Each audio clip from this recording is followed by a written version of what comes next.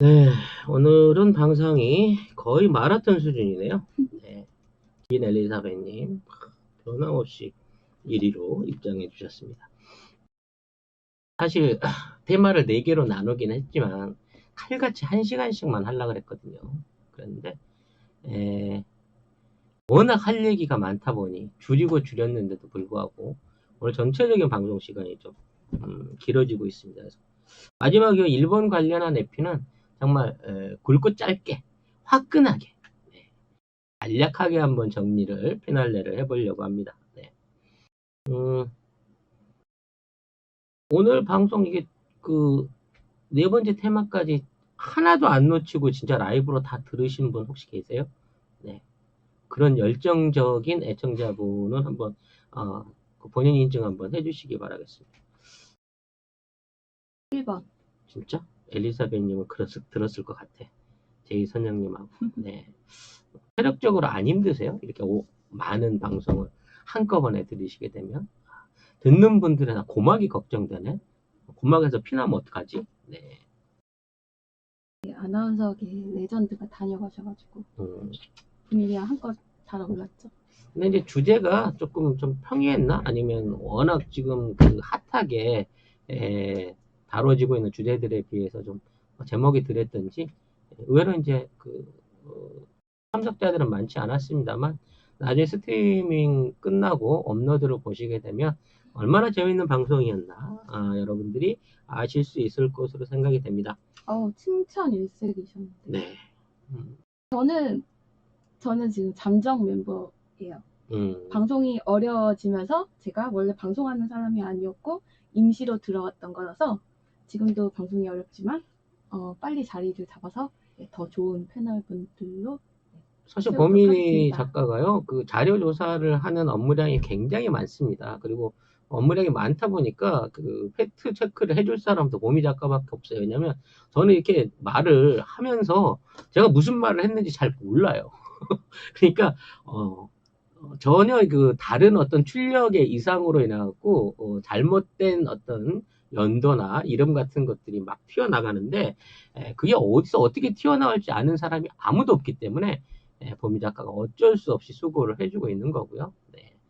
앞으로 이제 방송이 좀 활성화되고 인원이 많이 늘고 그러면 패널들을 점차 늘려나가는 노력을 계속하겠습니다. 문하나님은 원래 새로 영입된 게 아니라 저희 멤버. 그렇죠. 원래 우리 송중기 방송, 그러니까 팟캐스트 송중기를 시작했을 때 원년 멤버였습니다. 맞습니다. 네. 건강 문제 때문에 중간에 한번 이렇게 휴양을 가셨고, 그 기간에 이제 충실하게 공부를 하셔서 공중파에서 불러주는 국제 전문가가 되신 분이죠. 네, 감사하게도 다시 와주셨고 제가 참 좋아하고 저한테도 되게 고마우신 분이에요. 네.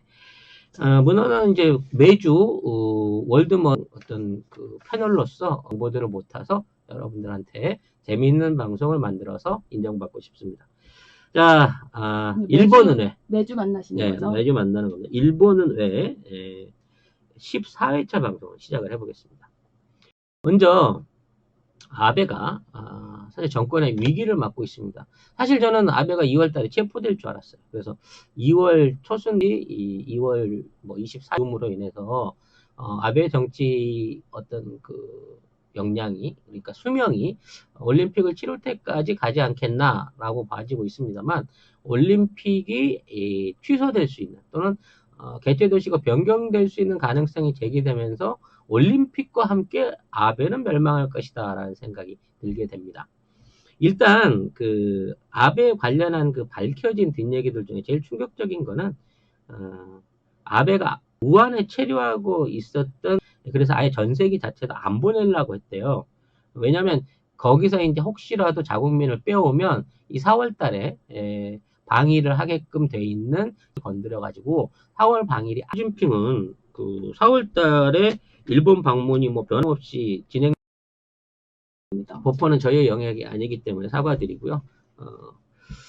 아무튼 그래서 이제 시진핑이 싫어할까봐 우한에서 자국민 철수를 검토를 안 했었다고 합니다. 네.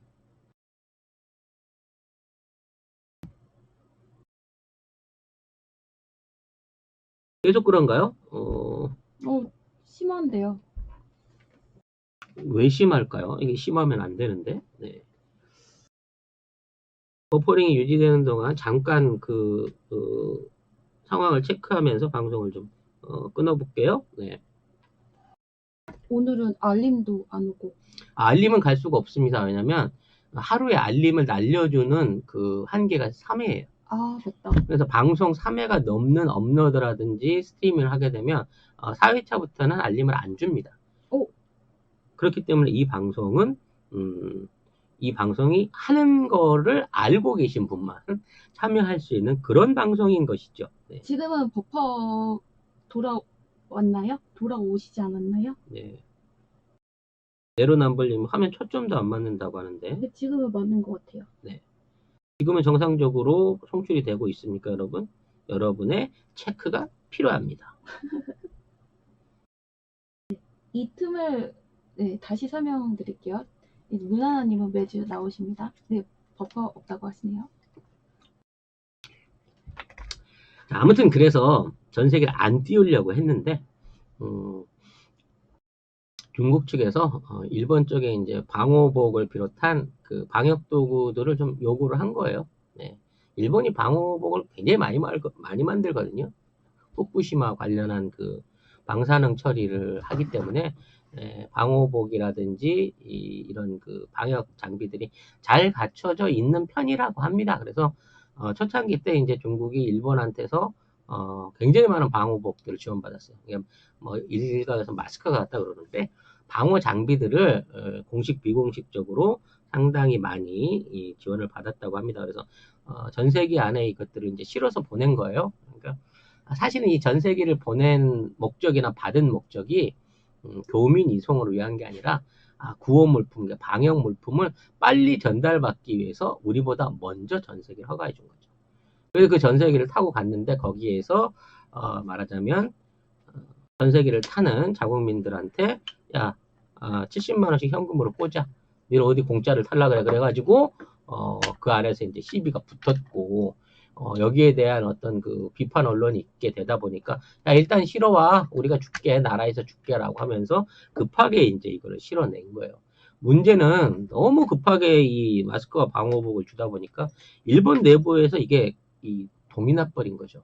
그래서 사실은 아니죠 다이아몬드 프린세스호 문제가 생겼을 때는 그 방호복이나 그 방호 장비들을 제대로 갖추고 방역을 할 수 있는 시스템 자체를 못 갖춘 거예요. 이게 방치를 하고 싶어서 방치를 한 게 아니라 방치 그 안에 투입할 인원들한테 제공할 핵심 비품들이 다 중국을 퍼주고 없었다는 겁니다. 그래서 검역이 늦어진 거예요.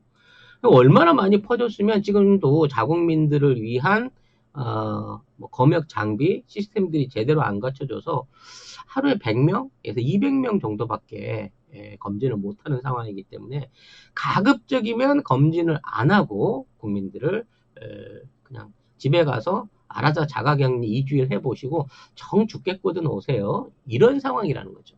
더군다나 그 검진 비용이나 치료 비용을 전부 개인 부담으로 해냈기 때문에 웬만하면 안 알리고 그냥 본인이 끙끙 앓고 가는 상황이 대부분 되고 있다는 겁니다. 그래서 사실 돈 때문에 병원에 안 가고 지금 이 검역이나 격리를 받아야 될 일본 주민들이 상당수가 위험한 상태에서 노출돼서 돌아다니고 있는 상황이라고 봐지고요. 모르겠습니다. 다행히 그 발병에 의한 치사율이 낮고 또 그렇기 때문에 이걸 어느 정도 간단한 감기 수준이나 독감 수준으로 생각하고 대응을 안 하듯이 무시하고 있는 일본 정부의 판단이 정보만 공개되지 않는다면 그냥 이게 묻어서 넘어가는 상황으로 갈 수도 있어요.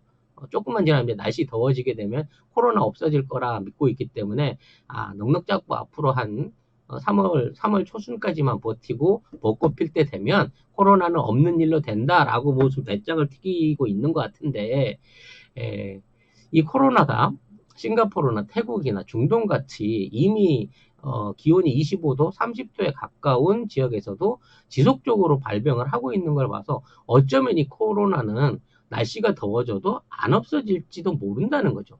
만일 그렇게 됐을 때 일본 안에서의 방역 부재로 의한 팬데믹, 예, 어마어마한 감염자 확진이 일어나게 된다면 진짜 이것 때문에 일본이 이 발병, 그러니까 전염 위험 국가로 구분되고 전염을 막을 수 없는 상태로 이제 패닉에 빠지게 될 거고요.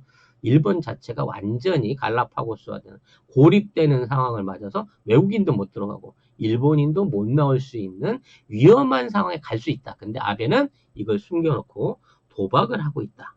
라고 얘기를 할 수 있을 것 같습니다. 유람선 관련 대책도 얼마나 한심하냐면요. 일단 유람선이 자기네 그 감염자 아니라고 구분을 해냈기 때문에, 그런 이제 꼼수를 써서 유람선을 방치를 했고, 그러던 과정에서 굉장히 많은 사람들이 확진 판정을 받았습니다. 뭐 확진자가 계속 늘어났죠. 그래서 자국에 있는, 이제 사람들이 들어와서, 데리고 나갔습니다. 미국이 이제 제일 많았죠. 한 400명 데리고 나갔으니까. 이러면서 미국이 이 미일 방위 동맹에 대한 심각한 고려가 필요하다라고 할 만큼 강력하게 외교적으로 항의를 했습니다. 방위 동맹은요, 전쟁 상황에서만 유지되는 게 아니라 만일 이런 그 어떤 그 천재지변이라든지 뭐 지진 재난도 마찬가지고요. 이런 전염병 창궐 시에도 그 나라에 있는 타국의 국민들을 보호해 줄 수 있는 시스템이 가동돼야만이 이게 방위 동맹의 그 의미가 있는 겁니다. 근데 일본은 그걸 전혀 하지 않고 방치했잖아요. 외국 사람들을. 그렇기 때문에 미국이 일본은 지금 정상적인 국가로 볼 수 없다라는 식으로 외교적 항의를 하고 있고, 만일에 이제 그 억류돼 있었던 환자들 중에 사망자가 생기거나 또는 그 어떤 뭐 질병이 좀 심해져가 후유장애가 생긴다고 치면 심각한 배송 소송에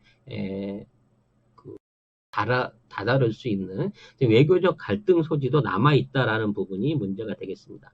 문제는 그런 식으로 이제 외국 사람들이 다 나가고 나니까 이제 자국 사람들을 거기에다가 더 이상 가둬둘 그 명분이 없잖아요. 그래서 그 사람들을 순차적으로 이틀 동안 하산을 시켰는데 아무런 방역 대책을 안 하고 그냥 체온만 재봤다는 거예요. 체온만 재보고 온도가 37.5도 넘지 않는 사람들은 그냥 걸어서 자기가 알아서 교통편 타고 집에 가라고 보냈다는 겁니다. 이렇게 내보낸 사람들 중에 뒤늦게 확진자가 속출을 하고 있는 거고, 그 확진자가 집으로 돌아가는 대중교통을 이용했겠죠. 자가용을 이용했던 주변 사람들에서 얼마만큼의 확진자가 나타나고 있는지를 지금 제대로 된 통계도 못 내보고 있다는 겁니다. 현재 오사카, 요코하마 인근에서 확진자들이 점점 늘어나고 있고요. 처음에 이제 다이아몬드 프린세스가 기항했던 오키나와 쪽에서도 확진자들이 늘고 있는데 정확한 통계는 일본은 현재 내고 있지 않다는 겁니다.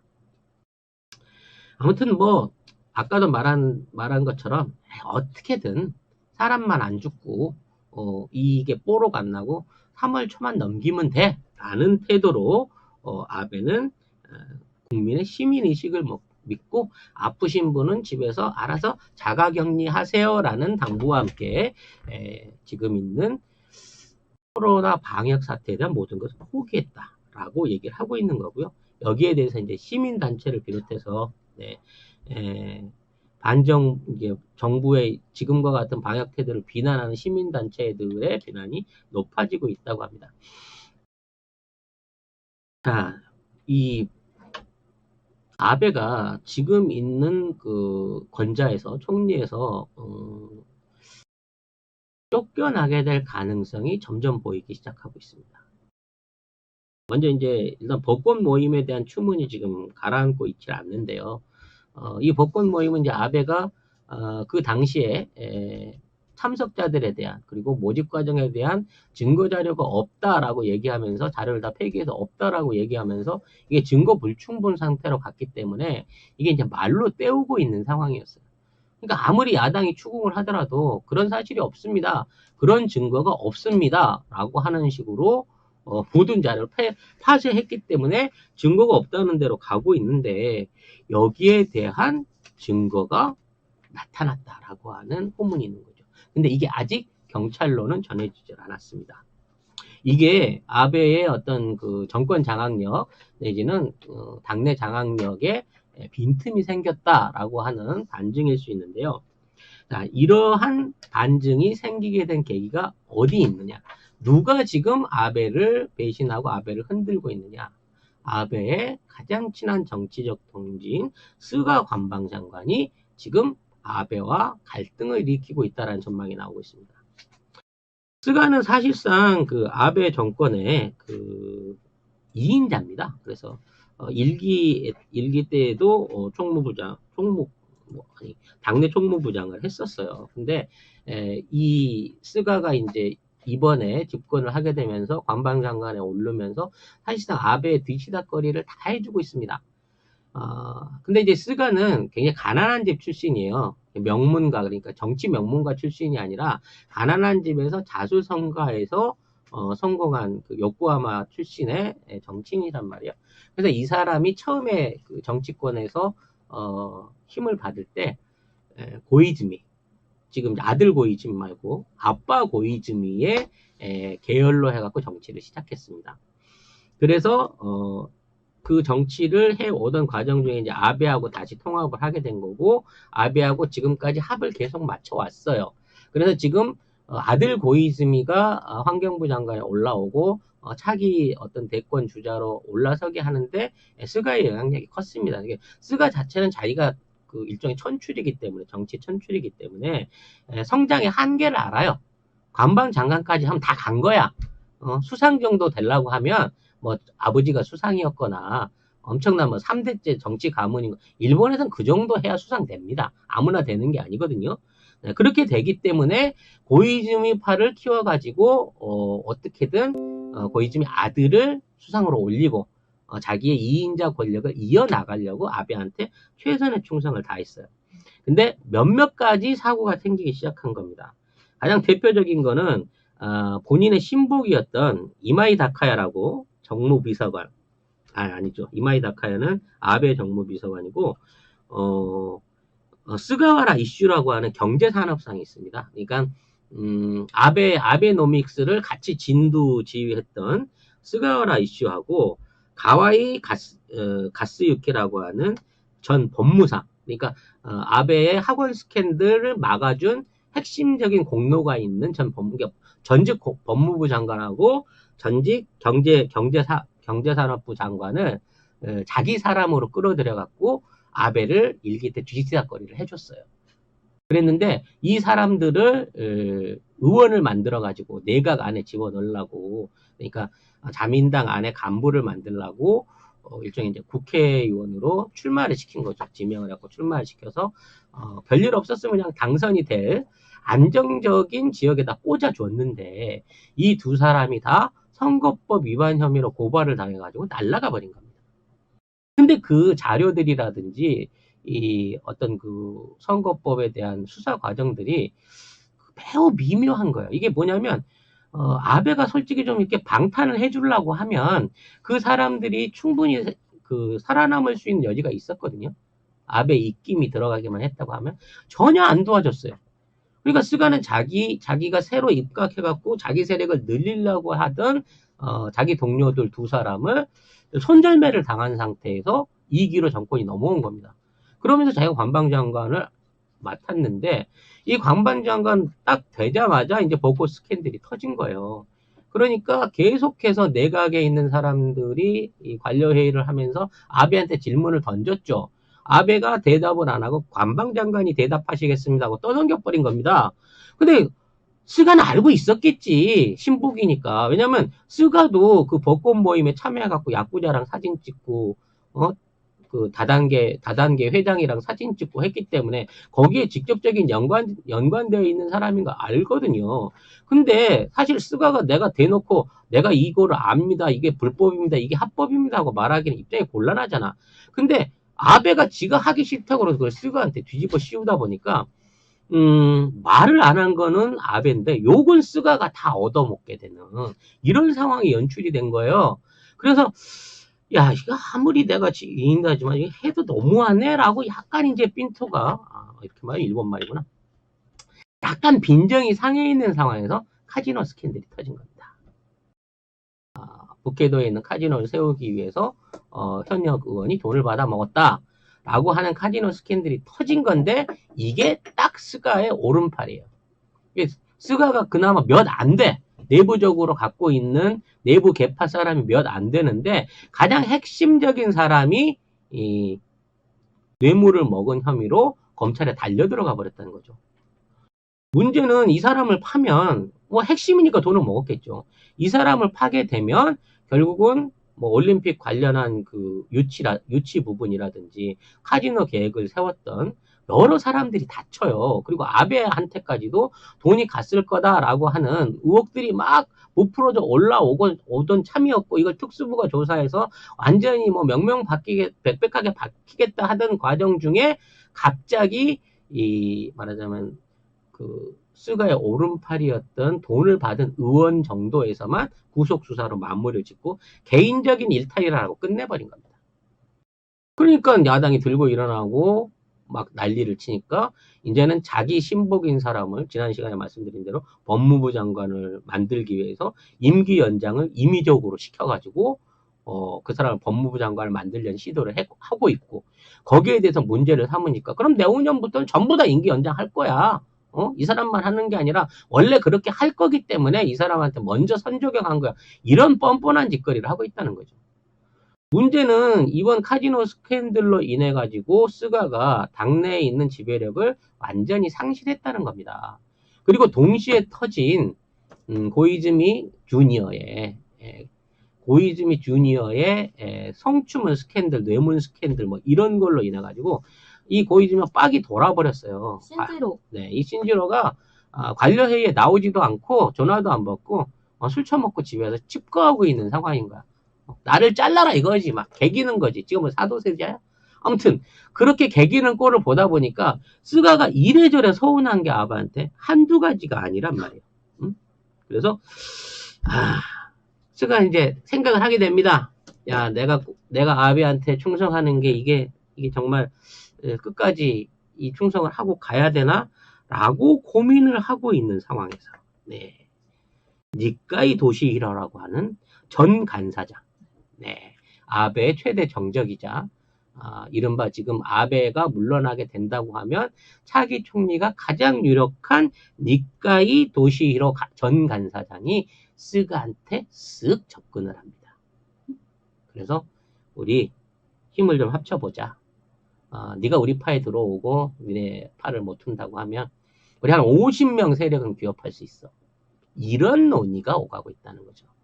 이 스가와 니카이 전 간사장이 만났다고 하는 이 뉴스가 흘러나오던 즈음에 갑자기 국회에서 아베가 지난 3년 동안, 작년치뿐만 아니라 지난 3년 동안 복권 모임에 썼던 영수증 명세를 비롯한 모든 자료가 국회 안에 있다라고 하는 보도가 나가게 됩니다. 그러니까 애초부터 국회 안에 아베와 관련된 복권 모임 자료는 있었던 거예요. 근데 그동안은 없었다고 주장을 했고 없는 걸로 명문화가 돼 있었는데 아직 실체는 나오지 않았지만 일본 의회 안에 3년치의 자료가 보관돼 있다라고 하는 증거가 나왔다는 거죠. 이게 나오게 되면요, 6억 원 가까운 돈을 쓰는 과정 중에 6천 원은 개인당 참가비가 16만 원 정도 됐어요. 16만 원, 17만 원 정도 됐는데 참가하는 사람들은 이제 자발적으로 참가한 거기 때문에 6천 원 정도를 참가비로 받았습니다. 근데 실제 호텔에서 숙박비를 비롯한 이 행사비로 지급한 돈은 16,000원이거든. 이 만 원이 누가 지급한지를 모르는 거예요. 16,000원이요? 16,000엔. 그러니까 우리 돈으로 따지면 16만 원인 건데 참가한 사람은 6,000엔, 6만 원밖에 안 냈다는 거야. 나머지 이 10만 원이 어디서 왔느냐를 밝혀내지 못하고 있다는 거지.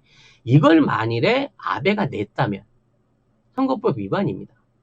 더군다나 이거를 국가의 세금으로 해서 납부를 시켰다고 하면 거기에 횡령이 추가로 이렇게 업되는 거고, 만일 이게 그대로 사법적인 증거로 채택이 되면 바로 아베는 체포가 되는 상황이 된 거죠. 근데 그 결정적인 증거가 있다고 나온 이 시점은 사실상 아베에 대한 반란 내지는 아베의 일종의 자진 퇴임 내지는 아니면 이 자료를 빌미로 해가지고 자리를 어떻게 나눌 건지 한 제안이 좀 들어와 봤으면 하는 바람이 있네라는 메시지라는 거죠. 네. 그 자료가 있을지 없을지는 모릅니다. 하지만 있을 가능성은 높겠죠.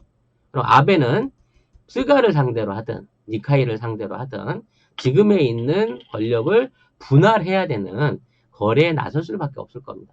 이건 너무나 명백한 스모킹건이고 이 자료의 출처가 국회라고 밝혀진다고 하면 아베는 이 자료를 부정할 수 없기 때문인 거죠. 아무튼 경고했던 아베의 위상이 흔들리고 있는 상황인 건데요. 여기에 이제 또 하나의 일종의 아베 자금, 아베의 비자금 스캔들이 이제 본격적으로 표면화되고 있습니다. 원래 터질 때는 연달아서 터지잖아요. 그러니까 아베도 저기 뭐 닭깎기 마사오처럼 일종의 이제 친구 사업을 하고 있었던 거예요. 근데 그 사업의 실체가 드러나 버린 거죠. 그게 뭐냐? JR 도카이라고 하는 이 철도 회사예요. 근데 일본 국철이 아닙니다. 민간 회사입니다. JR 도카이라고 하는 회사에서 초전도 리니어 신칸센이라고 하는 걸 세운다는 겁니다. 뭐냐면 기존에 이제 고속 절차 그 신칸센 말고 초전도, 그러니까 자기 부상 기술을 응용해 가지고 지금의 신칸센보다 훨씬 속도가 빠른 일종의 자기 부상 열차 코스를 일종의 공사를 민간 업체가 진행을 하고 있었다는 거죠. 이게 공사 규모가 어마어마합니다. 네. 이 도쿄에서 나고야까지 약 286km 정도의 거리를 초전도 고속철을 깔겠다는 계획입니다. 완공 시기가 2027년입니다. 앞으로 7년 안에 깔아야 되는데 여기에 들어갈 돈이 우리 돈으로 환산해서 약 9조 원, 아니 90조 원. 상상해 가세요. 우리 4대강 사업을 거의 한 2번 할 수 있는 돈이죠. 네. 일본 역시 배포가 크지 않습니까? 전철 286km를 신규로 까는데 약 90조 원의 공사비가 책정이 되어 있는 사업인 겁니다. 근데 이 사업을 하고 있는 JR 도카이의 카사이 다카유카라고 하는 사장이, 이름이 왜 이렇게 어려워? 카사이 다카유키네요. 카사이 다카유키가 아베의 절친이라는 거예요. 즉 친구 회사에다가 90조 원짜리 공사를 밀어주는 겁니다. 근데 이제 이 공사가 얼마나 많은 문제를 안고 있느냐를 알면 정말 기가 막힌 수준인 거예요. 일단 7년 후에 시작될 사업인데요. 아직까지 토목공사를 안 했어요. 왜 이 토목공사가 중요하냐면 이 286km 구간 중에 90% 이상이, 250km 이상이 지하 터널입니다. 터널로 진행하게끔 돼 있는 거야. 왜? 도쿄하고 나고야는 워낙에 이제 발전되어 있는 도시이기 때문에 이걸 육상으로 연결했을 때 토지 보상비가 엄청 들어요. 그리고 이게 초전도 고속철은요, 속도가 빠른 대신에 굉장히 시끄럽고 진동이 심합니다. 그렇기 때문에 이게 지상으로 달리게 되면, 뭐랄까요, 소음 진동에 의해서 주변 주민들이 너무 힘들고, 그렇게 되면 사람 주거지를 피해가지고 노선을 짜야 되는데, 그게 어려우니까 그냥 지하로 파가지고 이 초전도 고속철을 이게 280km를 거의 400km, 이게 초속이죠. 시속이죠. 400km 이상의 속도로 갈 수 있는 초전도 그 열차를 놓겠다는 겁니다. 그러니까 일종의 시범 구간 같은 사업을 하겠다는 거죠. 자, 근데 아직까지 일단 안 팠어요, 딱. 그러니까 땅도 안 판 상태에서 앞으로 7년 안에 땅 파고 280km를 공사를 할 수 있을까? 이것도 좀 의문인 거죠. 근데 이제 더 큰 문제, 첫 번째 문제, 땅을 아직 안 판 거고, 더 큰 문제는 이 회사가 진행하겠다고 하는 초전도 전철 기술, 자기 부상 기술이 미완성인 거예요. 실험실에서 이론으로만 존재하지 직접 테스트를 하거나 전동차를 만들거나 한 실물이 없다는 거야. 기술이 아직 덜 됐어. 그래서 이 초전도 열차를 띄웠을 때 거기 얼마나 전력이 들어가며 거기서 발생한 자기장이 인체에 해를 끼치지는 않는지 뭐 이런 환경 영향 평가가 전혀 안 돼 있는 상태의 기술이라는 거지. 더 웃긴 건 뭐냐? 이 기술에 대한 연구와 평가 실적을 이렇게 말하자면 계획을 세우는 거죠. 계획과 영향평가나 뭐 이런 실험 데이터 이런 것들을 검증하는 과정 중에 땅을 안 팠는데 이미 3분의 1을 돈을 써버렸어요. 30조 원을 써버렸다니까. 땅을 하나도 안 팠는데. 뭐 일부는 팠겠지. 측량해놓고 여기저기는 팠겠지만 거의 토목공사가 진척이 안 된 상태에서 이미 30억을 써버렸어. 근데 이런 토목공사가 진행돼서 예를 들어 이제 땅을 판다고 칩시다. 그래서 이제 초전도 기술이 완성이 안 됐어. 어떡할 거야? 전철을 못 넣잖아. 근데 거기에 기가 막힌 옵션이 붙어 있더라는 거죠. 만일에 초전도 기술이 완성이 안 되면 기존에 있는 신간선 기술로 철도를 넣는다. 야, 이게 계약입니까, 이게? 아니 어차피 기존에 있는 기술대로 뚫을 거면 왜 땅을 280km를 팔 필요가 없지. 그냥 육상선 연결해서 가면 되지. 90조 원이나 되는 이게 그 통상적인 어떤 그 공사비, 거리에 따라서 공사비에 3배 가까운 비용을 물면서 이 공사를 진행하면서 만일에 초전도 기술이 안 되면 일반 절차를 놓는다라고 하는 옵션이 있다는 거야. 이 30조 원을 어디서 땡겨다 썼을까요? 은행 기관에서 땡겨다 썼어. 은행에서. 그럼 은행은 뭐를 보고 이 돈을 빌려줬을까요? 90조 원 계약을 했다고 하는 국가 계약서를 보고 신용으로 땡겨줘 버린 거예요. 이런 놈의 대출이 어디가 있어. 아직 공사 삽도 안 떴는데 설계 도면 검토하는 과정 중에 90조 원 대 30조 원을 닦아서 써버렸다니까. 이러한 특혜는 아마 토목공사상 아주 역사가 없는 그런 특혜인 거예요. 그리고 여기서 뽑아낸 30조 원 중에 이거는 용역비라서 사실은 어디 가서 물어보기도 그렇다. 아니 컴퓨터로 갖고 검토하고 작업을 한 건데 너 여기 원가가 얼마 들어갔고 그 돈을 다 어디다 쓴 거야 하고 물어보기도 감사하기도 까다롭잖아. 이런 상황에서 이 돈을 닦아서 썼으니 과연 그 돈이 공사비로 용역비로 다 들어갔을까? 아베한테 얼마나 들어갔을까? 라는 부분에 대해서 의심을 안 해볼 수가 없는 거죠. 마지막으로 결정적인 문제. 도쿄와 나고야를 연결하는 선에는 우리가 늘 얘기하는 일본의 동부 그 대단층대가 지나갑니다. 활선단층이에요. 그래서 과거에 이 단층을 중심으로 해갖고 후쿠시마에서도 지진이 났고 지금도 간헐적인 뭐 진도 4, 5단계의 지진들이 계속해서 나고 있는 활성단층인데 이 90%를 터널로 파버렸으니 아무리 안에 내부 보강 공사를 잘한다고 하더라도 대형 지진이 오게 됐을 때는 피해를 볼 수밖에 없는 사업인 건데 이런 게 어떻게 인가가 됐냐 말이지. 이 사업이 마무리되는 시기가 2027년이라는 것도 굉장히 큰 함의를 가져요. 왜? 2027년이 아베가 사연임을 했을 때 마지막까지 총리직을 수행할 수 있는 마감연도거든.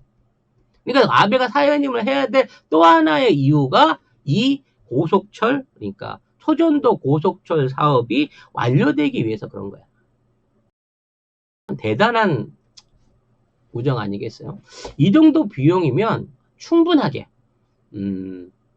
말하자면 퇴직금을 챙기지 않았을까라는 생각이 드는데 정말 이 사업이 도저히 뭐 이제 아베가 물러나고 난 다음에 도저히 이와 관련한 위험성이 너무 크고 공사비가 효용이 없고 기술 개발이 안 돼서 이 업체로서는 아니면 지금에 있는 설계로서는 이행하기가 힘듭니다라는 결론이 나오게 된다고 하더라도 이미 닦아 써버린 30조 원에 대한 비용은 그대로 국고에서 손해를 봐야 되는 상황까지 만들어져 있다는 거죠. 망가뜨려 놓고 세금으로 카바치는 이 스킬 배웠냐? 친구한테 배운 거야? 그런 생각이 좀 듭니다. 네.